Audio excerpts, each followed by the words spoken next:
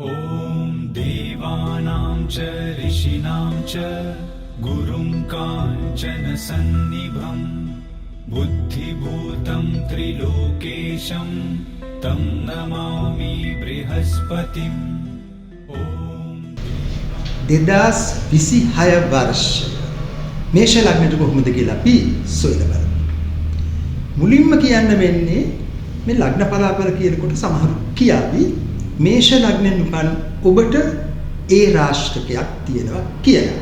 ඇත්ත. ඔකේ පොදු කතන්දරයක්. නමුත් මම ස්ථිරවම කියනවා ඔබේ හඳහන අනුව බොහෝම වෙලාවට ඔබට 2026 වර්ෂය තුල ඒ රාශිකය කියන එක නොතියෙන්න පුළුවන්. පෞද්ගලිකව හඳහන බලලා මිසක් ඒ රාශිය ගැන කතා කරන එක මම දන්න තරමින් වැරදි. ඔබ උපත්තියෙන්ම සමන්කාමී.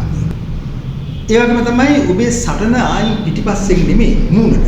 කියන දේ මූණට කියනවා, කරන දේ දැනෙන්න කරනවා.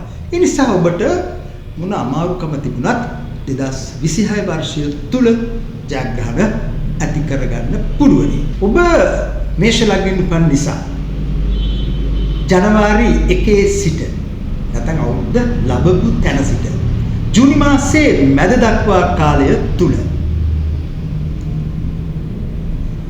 කෙටි හෝ දිගු ගමන් වැඩි වෙනවා. රස්සාවේ කිසියම් වෙනසක් සිදුවීමේ ඉඩකුත් පවතිනවා. හැබැයි මම වෙනසක් කියලා කිව්වහම ඒ වෙනස ඔබට නරකක් ඇති කරන්නේ නැහැ. ඔබ විදේශ ගමනක් බලාපොරොත්තු වෙනවා නම් 2026 ඔබට ඒ සඳහා ඉතාම සුබදායක වෙනවා.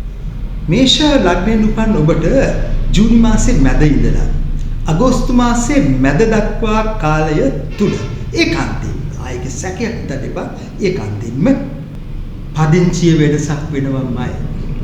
රැකියා කටයුතු වලට යහපතක් සිදු වෙනවමයි. ඔබේ දිරිමත්කම ඔබ උපත්තියෙම දිරිමත් කෙනෙක්. මේෂ ලග්නෙන් උපන් නිසා ජූනි මාසයේ මැද සිට අගෝස්තු මාසයේ මැද දක්වා කාලය තුල ඔබ පුදුම ජවයකින් යුතුව කටයුතු කරනවා. ඔබට අවශ්‍ය මොනවද? ඒ සියල්ල ඔබ කෙසේ හෝ ඉෂ්ට සිද්ධ කරගන්න බලනවා. අන්න ඒ නිසා මට නැවතත් කියන්න තියෙන්නේ ජූනි මාසයේ මැද සිට අගෝස්තු මැද දක්වා කාලය තුල ඔබේ කැපවීම නිසා දහසකුත් එකක් බලාපොරොත්තු ඉෂ්ට කරගන්නවා. ඒ වාතරේ පදිංචි වෙනස්කම් සහ රැකියා ලාභ ලැබෙනවා. ඒ විතරක් නෙමෙයි ඔබේ ආදායමෙත් ඔය කාලය තුල සෑහෙන ඉහළ යාමක් අපේක්ෂා කරන්න පුළුවනි. ප්‍රමාද වූ මුදල් මතක තියාගන්න. ඔබ මේෂයෙන් උපන් නිසා ජූනි මැද සිට අගෝස්තු මැද අතර කාලයේ ඒ සියලු මුදල් ඔබට ලබා ගන්න පුළුවන්. කෙටියෙන්ම කියන්න තියෙන්නේ මේෂයෙන් උපන් ඔබට ජූනි මැද සිට අගෝස්තු මැද දක්වා ආදායමට ඒකාන්තයෙන්ම සුවදායකයි. මේෂ ලග්නෙන් උපන් ඔබට අගෝස්තු මැද සිට ඔක්තෝබර් මැද දක්වා කාලයක් කිසිම නරකක් නැහැ කියන්න. ඒ කාලය තුලත් පදිංචි වෙනසක් සිදු වෙන්න පුළුවනි. ඔබ අපේක්ෂා කරන බලාපොරොත්තු ඔබට ඒකාන්තයෙන්ම ඉෂ්ට සිද්ධ කරගන්න පුළුවනි. ඔක්තෝබර් මැද දක්වා කාලය තුල මේෂ ලග්නෙන් උපන් ඔබට කතා බහ කරලා ලියලා කියලා එහෙම නැත්නම් සංනිවේදන කටයුතු හරහා ඔබේ බොහෝ බලාපොරොත්තු ඉෂ්ට සිද්ධ කරගන්න පුළුවනි. ඔක්තෝබර් මාසයේ 31 සිට දෙසැම්බර් අග වෙනතුරු ආලය ආදරය පිළිබඳ කාරණාවලට මේෂයෙන් උපන් ඔබට හොඳයි. හැබැයි මතක තියාගන්න ණයට දෙන්න එපා. අවදානම් කටයුතු සඳහා ආයෝජනය කරන්න එපා.